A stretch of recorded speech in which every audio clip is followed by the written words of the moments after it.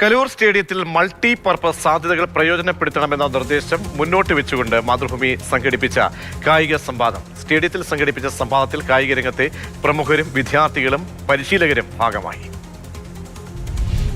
1996 ഉദ്ഘാടനം കഴിഞ്ഞതു മുതൽ ക്രിക്കറ്റും ഫുട്ബോളുമായി നിരവധി അന്താരാഷ്ട്ര മത്സരങ്ങൾക്ക് വേദിയായിരുന്നു കലൂർ ജവഹർലാൽ നെഹ്റു സ്റ്റേഡിയം.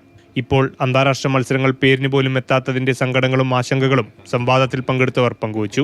കളി കാണാൻ വരുന്ന ആളുകളെ കൊണ്ട് മാത്രം ഒരിടത്തും സ്റ്റേഡിയം ലാഭകരമാകില്ലെന്ന് ചർച്ചയിൽ പങ്കെടുത്തവർ ചൂണ്ടിക്കാട്ടി. ഇത് ഒരു ഫുട്ബോൾ ഗ്രൗണ്ടാണെങ്കിൽ ഫുട്ബോൾ മാത്രം ഇട്ടാൽ മതി. പക്ഷേ ഫുട്ബോളിൽ എല്ലാ ഗ്രാസ് റൂട്ട് ലെവലിലും മീഡിയം ലെവലിലും എല്ലാ ലെവലിലും ഫുട്ബോൾ കളിക്കാനുള്ള ഒരു അവസരം വേണം.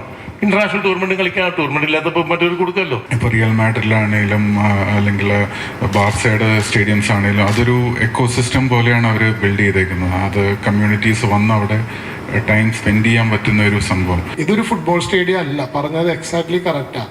ഇപ്പോൾ നമുക്കൊരു റെക്ടാങ്കുലർ സ്റ്റേഡിയം വേണം. അതിൽ 10,000 to 15,000 കപ്പാസിറ്റി മതി.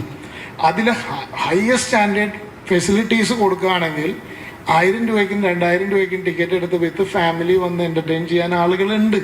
അന്താരാഷ്ട്ര സ്റ്റേഡിയത്തിൽ വലിയ മത്സരങ്ങൾ നടക്കട്ടെ എന്ന് സംസ്ഥാന സ്പോർട്സ് കൗൺസിൽ മുൻ പ്രസിഡന്റ് മേഴ്സിക്കുട്ടൻ പറഞ്ഞു.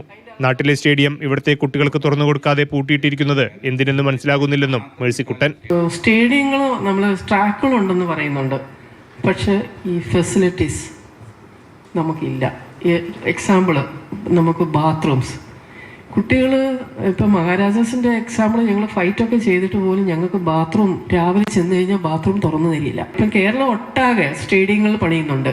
ഒരിക്കലും അടിസ്ഥാന സൗകര്യങ്ങളൊന്നുമില്ലാതെ നമ്മൾ 5000 കോടി, ഇപ്പം മിനിസ്റ്റർ പറയുന്നത് കേട്ടെന്ന് പറഞ്ഞു, 5000 കോടി രൂപയുടെ നമുക്ക് ഫെസിലിറ്റീസാണ് നമുക്ക് ഉണ്ടാക്കുന്നത്. പക്ഷെ ഒന്നിലും നമുക്ക് കയറി ചെന്ന് നമുക്ക് അത് യൂസ് ചെയ്യാം. ഏറ്റവും വലിയൊരു സ്റ്റേഡിയമാണ് വയനാട്ടിൽ പണിതിരിക്കുന്നത്, ഇൻഡോർ സ്റ്റേഡിയം. അതിൻ്റെ അകത്തോട്ട് കയറണമെങ്കിൽ കുനിഞ്ഞ് നമ്മൾ കയറണം.